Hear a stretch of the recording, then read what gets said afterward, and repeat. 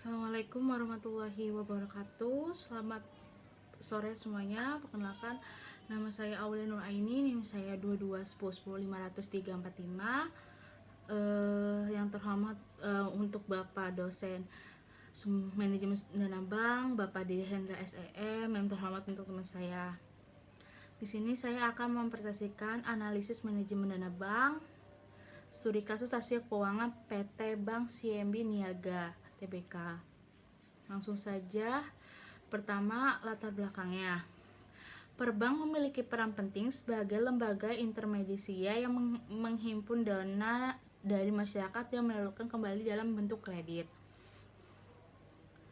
Keberhasilan bank sangat bergantung pada manajemen dana yang baik agar mampu menjaga likuiditas, solvabilitas, dan profitabilitas. Hasil keuangan digunakan sebagai alat ukur untuk menilai kesehatan dan kinerja bank dalam periode tertentu. PT Bank CIMB Niaga Tbk sebagai salah satu bank swasta nasional besar di Indonesia perlu terus dievaluasi melalui analisis rasio keuangan guna memastikan efektivitas pengolahan dana serta menjaga kepercayaan masyarakat di tengah persaingan industri perbankan. Lalu ada landasan teori manajemen dana bank CIMB Niaga. Manajemen dana bank bertujuan mengelola penghimpunan dan penggunaan dana secara efektif. CIMB Niaga penghimpunan dana dari masyarakat melalui giro, tabungan, dan deposito, serta memanfaatkan modal sendiri dan pinjaman antar bank untuk menjaga likuiditas. Dana tersebut disalurkan ke beberapa sektor dengan prinsip kehati-hatian agar risiko kredit bermasalah dapat diminimalkan. Lalu bank juga memantau risiko keuangan seperti loan to deposit ratio atau LDR dan capital adequacy ratio atau CAR untuk memastikan kemampuan memenuhi kewajiban jangka pendek maupun jangka panjang. Selain itu, pengolahan aset produktif dilakukan agar profitabilitas meningkat yang terjamin dan rasio return aset atau ROA dan net interest margin. Selanjutnya ada landasan teori likuiditas, solvabilitas, probabilitas. Likuiditas menunjukkan kemampuan bank memenuhi kewajiban jangka pendek. Diukur dengan counter ratio, cash ratio, dan LDR. Solvabilitas mencerminkan kecukupan modal untuk menangguhkan risiko jangka panjang. Dilihat melalui debt to asset DAR dan debit to equity ratio DR. Profitabilitas mengakur kemampuan bank menghasilkan laba dari aset dan modal yang dikelola. Rasio yang digunakan adalah ROE dan NIM. Ketiga rasio ini menjadi indikator penting untuk menilai efisiensi manajemen dan daya saing bank dalam dalam industri perbankan. Lalu kita ada masuk ke profil PT Bank CIMB Niaga. PT Bank CIMB Niaga Tbk didirikan tahun 1995 dengan nama Bank Niaga, dan sejak 2008 itu PT Bank CIMB ini masuk ke dalam grup CIMB. Bank ini berkantor pusat di Jakarta dan sudah masuk di Bursa Efek Indonesia.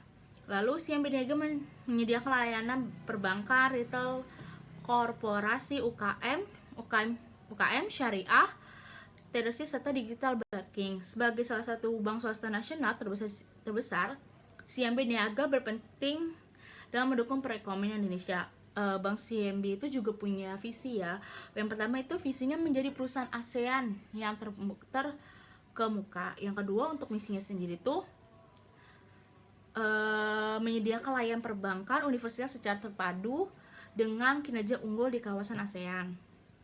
Lalu pada tahun 2019, CIMB memiliki total aset terbesar, yaitu sekitar 334,3 triliun.